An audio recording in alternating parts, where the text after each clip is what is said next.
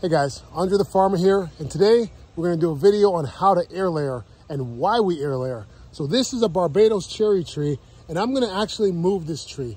Now it's a very mature tree, and I'm not sure if it's going to make the move. But what I can do is make sure that I have copies of this tree or clones of this tree. And I'm going to show you how we clone this tree by air layering it. All right, so what we're going to do is we're going to try to create roots at some point here. So when we cut this branch off, we will have a clone of this tree. It will be an exact replica, and it will already be a mature tree and ready to fruit. All right, so our first step, we're going to take our grafting knife and we're going to cut sort of like a line all the way around the tree here. And we're going to cut this pretty deep because we want to get through the bark and through the next layer, which is the cambium. So we're going all the way to the wood. So make sure we go all the way around. Perfect. Now, about an inch below that, we're going to make another line, and we're going to do the exact same thing.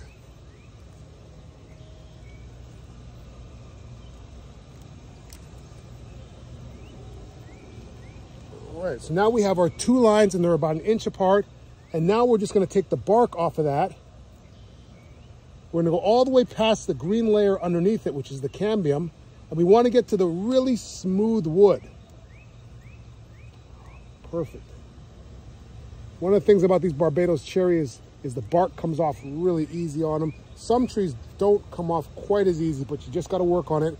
And also, it has a very definitive sort of smooth woody layer underneath there. So you can really feel when you get past the cambium into the solid wood, because it's very smooth and it's moist. Kind of slippery almost. So now we want to make sure that there's no communication between this top segment and the bottom segment. So we want to make sure we're all the way through. Just going to clean that off, make sure that there's no communication. We don't want this tree to re-heal itself. We want it to think that it's on an island here, and this portion has to create roots, okay?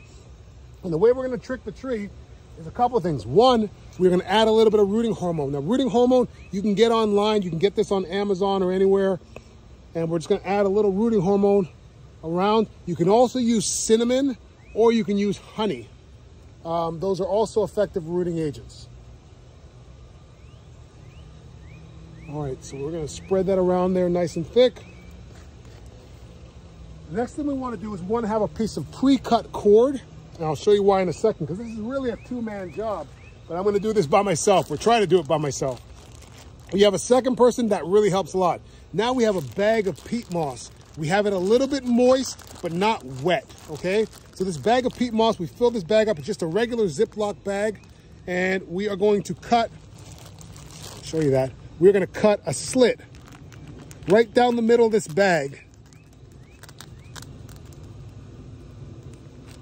And this is going to allow us to wrap this peat moss around the area that we've just, I want to say, injured, right? So we're going to wrap that bag around. And this is where you want to have a second person, because someone could hold this while you're trying to tie it. But that's why you want to have a pre-cut piece of string instead of it on a roll, because if you're trying to hold this and cut a piece of string, trust me, that is not going to be pleasant. Oh, that's not going to be pleasant. It's hard enough with one person and a pre-cut piece of string. My string just broke, but we're gonna tie this around again. But this is just to hold it.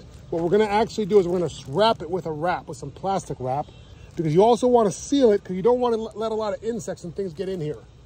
So we're gonna wrap this around. We're gonna tie a knot on the back here.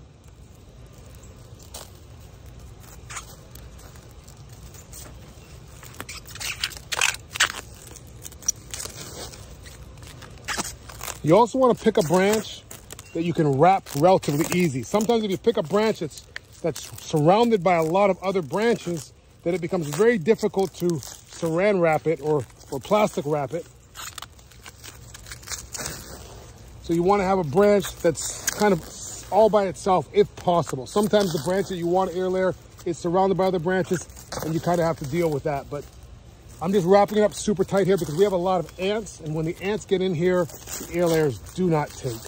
So I don't know what the ants do to it, but for some reason I find that when you get a lot of ants in there, you have a low percentage of success.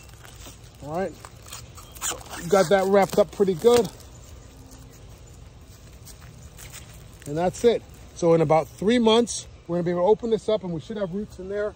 So one of the things I've started doing too is putting a label on things. So I put a label on here so we have the date.